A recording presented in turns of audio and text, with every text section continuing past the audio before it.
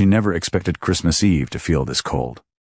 Not the weather, the rejection. Emily sat alone in a decorated cafe, staring at the empty chair where her blind date had promised to be. He had taken one look at her, whispered "not my type," and walked out before she even said hello. She told herself she was used to disappointments, until she heard two tiny voices behind her, tugging gently at her coat. "Miss," one little girl whispered. "Are you busy?" the other asked. Then, together with the innocence only children carry, they said words that froze her heart and changed everything.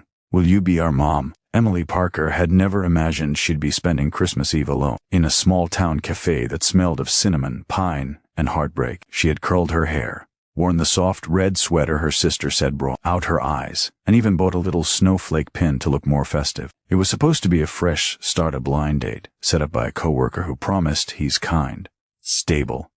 Looking for someone real, Emily had allowed herself to hope. Just a little.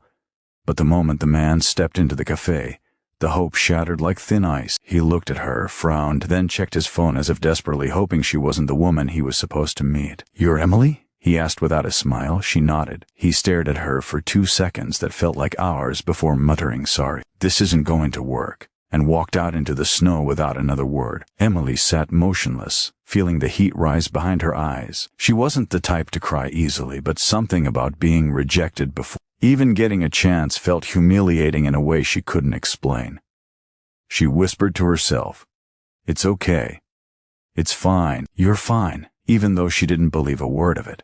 She ordered a hot chocolate she didn't have the appetite for. Families and couples filled the cafe around her, laughing, sharing pastries, taking pictures beside the big Christmas tree near the window. She felt like an outsider peering into a world she didn't belong in. What hurt most was how familiar this feeling had become. Ever since losing her parents in her early 20s, Christmas had become something she endured, not celebrated. She always imagined that by 30, she'd have her own family, a partner.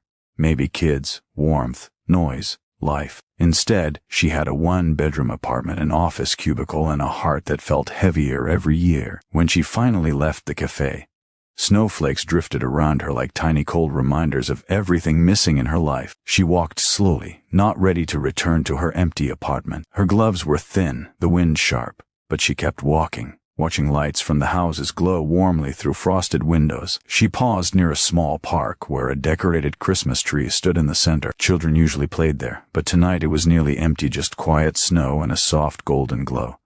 Until she heard giggles. 2 little girls, maybe 6 or 7, were kneeling near the bench, careful, trying to build a snowman with mittens far too oversized for their tiny hands. Their matching jackets and identical ponytails made it clear they were twins. Emily smiled faintly watching them. Something about their innocence tugged at her heart. But then she noticed something else. They were shivering badly. Their jackets were too thin, their shoes wet, their little faces red from the cold. Emily looked around. No parents. No adults. No one. Concern pushed her forward. "Sweethearts," she called softly, "where are your grown-ups?" The twins froze, startled. One grabbed the other's hand. The smaller one whispered, "She seems nice." The taller one nodded cautiously. They approached Emily, their boots crunching softly on the snow. And then, in the most unexpected, trembling voices, the smaller girl asked, "Miss, are you alone too?" Emily's breath hitched. "Yes, I suppose I am." The twins exchanged a look, one of hope, mixed with fear, before stepping closer. What they asked next would change everything Emily believed about fate. The taller twin gently tugged at Emily's sweater, her voice so small it nearly disappeared with the wind. "Miss," she whispered, her eyes watering from cold or fear, or maybe both. We need help." Emily knelt down so she was at their level. "Of course. Tell me what's wrong. Where are your parents?" The smaller girl's chin trembled. "We don't have a mom. And our dad," the older twin added, clutching her sister, "he's hurt. We think he's really sick." Emily's heart lurched. "Where is he?" They pointed toward a dim street behind the park. "In our house," the little one said. "We tried to call someone, but our phone stopped working." Emily didn't hesitate. "Okay, let me help you. Let's go to your house together." But before she could stand, both girls suddenly grabbed her hands as if afraid she might vanish.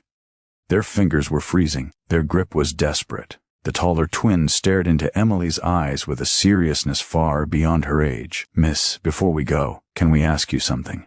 "Of course." The little one took a shuddering breath. You're really nice. You didn't walk past us.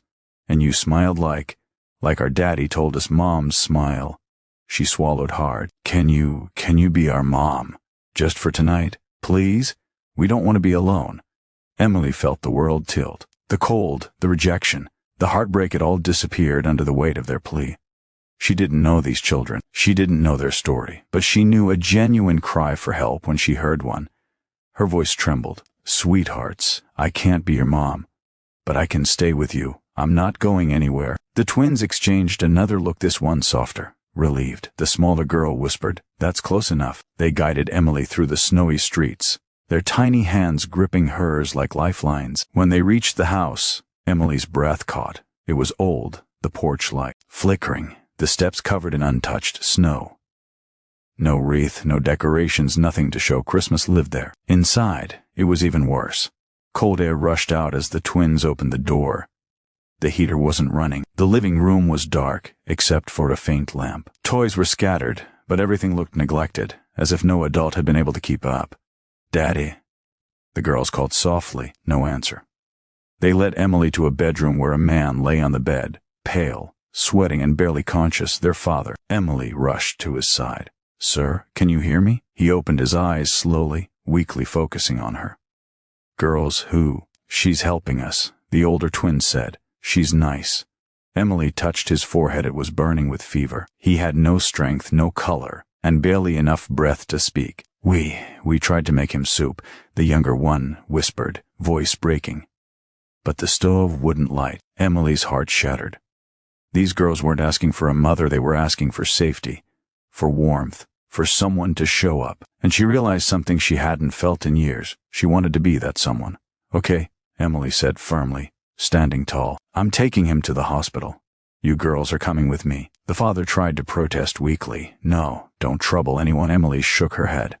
It's not trouble. It's Christmas Eve. Let me help. As she dialed emergency services, the twins wrapped their arms around her, small, fragile, trusting. And for the first time in a very long time, Emily didn't feel alone. She felt needed. She felt chosen. She felt like maybe, just maybe, this Christmas wasn't ending in rejection after all. Maybe it was the beginning of the family she'd always dreamed of.